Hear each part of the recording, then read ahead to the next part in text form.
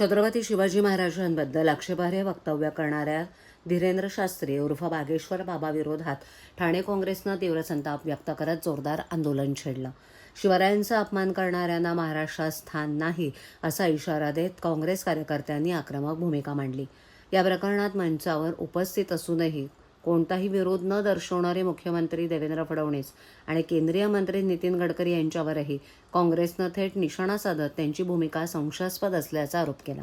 महाराष्ट्र प्रदेश काँग्रेस कमिटीचे अध्यक्ष हर्षवर्धन सपकाळ यांच्या आदेशानुसार ठाणे काँग्रेस जिल्हाध्यक्ष विक्रांत चव्हाण यांच्या नेतृत्वाखाली काँग्रेस जिल्हा मध्यवर्ती कार्यालय इथे संतप्त निदर्शनं करण्यात आली. यावेळेला बोलताना विक्रांत चव्हाण यांनी कडक इशारा दिलाय की छत्रपती शिवाजी महाराज हे आमच्या अस्मितेचे प्रतीक आहेत.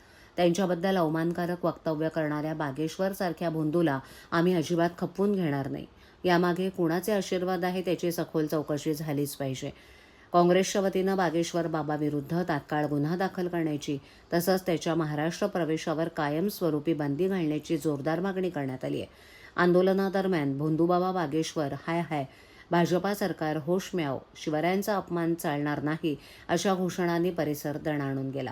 या आंदोलनात जिल्हाध्यक्ष विक्रांत चव्हाण, मुख्य प्रवक्ते राहुल पिंगळे, हिंदूराव गळवे, महिला अध्यक्ष स्मिता वैती, वैशाली भोसले इत्यादी उपस्थित होते.